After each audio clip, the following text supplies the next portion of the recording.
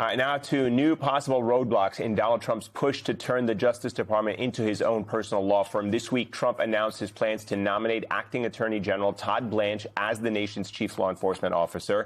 Some signs that Todd Blanche could be facing an uphill confirmation battle over in the Senate, especially after all that Republican infighting over Trump's so-called weaponization fund. Outgoing Senator Thom Tillis told the Washington Examiner, quote, "He's got good credentials. People are going to hammer him because he was the president's personal attorney, but I'm just more about getting through the January 6th stuff." Not surprisingly, Trump isn't taking that lack of enthusiasm very well, as you can imagine. Watch. Senator Tillis said he won't support Todd Blanche's confirmation unless Todd Blanche condemns January 6th. Do you have a reaction to that? Senator Tillis is a loser. Todd Blanche is a brilliant guy who everybody likes and everybody respects. I didn't hear about what he did with Todd Blanche. Todd Blanche is fantastic. Joining us now is Nick Ackerman, New York City attorney, former Watergate prosecutor, and former assistant U.S. attorney for the Southern District of New York. Nick, it is great to see you again.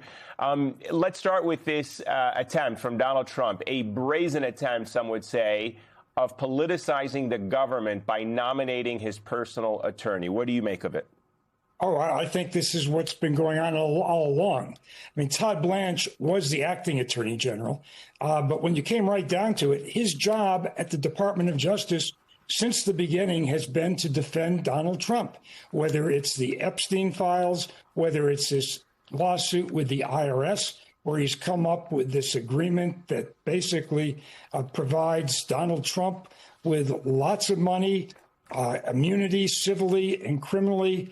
He's essentially taken over the Epstein files and has gone out to interview Ghislaine Maxwell to get her to say that Trump did nothing wrong. He is the point person to defend Donald Trump and the government, and he's basically put his own criminal defense lawyer in charge now of the Justice Department.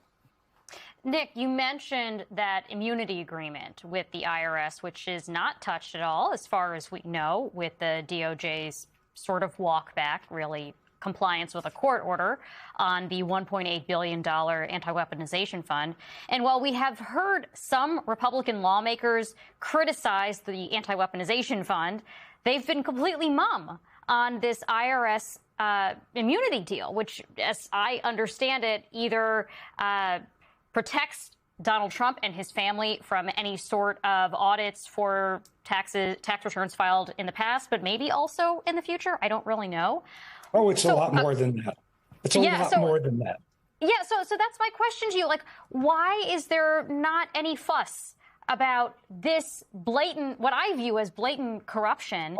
And people should be up in arms. They should be up in arms. This basically gives him criminal and civil immunity, not only with the IRS, but all other departments and agencies. People have to read the last paragraph in that agreement. It's a short little agreement. But again, this is Todd Blanche who designed this thing. It essentially means that Donald Trump, his sons, his extended family, all of his friends are given immunity, civil and criminal immunity. And this is so out of the ordinary. Nothing like this have I ever seen in the Department of Justice before in a tax case. If you're going to give anybody a pass in a tax case, it's normally in a case where at issue are their returns, whether they've reported the right amount of money or whether they've actually filed their returns. This has nothing to do with that. This is about releasing information by a government contractor on Donald Trump's tax returns that, for all reasons here, really is kind of a bogus lawsuit. There are no adverse parties. He brought this thing just so he could enter into this kind of a settlement and basically get himself off of everything that relates to anything personal that he has done. You could take into account his stock dealings. You can take into account what he's been doing with crypto. If the SEC opened an investigation, that would give him, he'd have immunity from that. He wouldn't be investigated. And this goes for his sons, too. Don Jr. and Eric, they both have been doing things that have related to the White House and to making, their own kind of fortunes all over the place.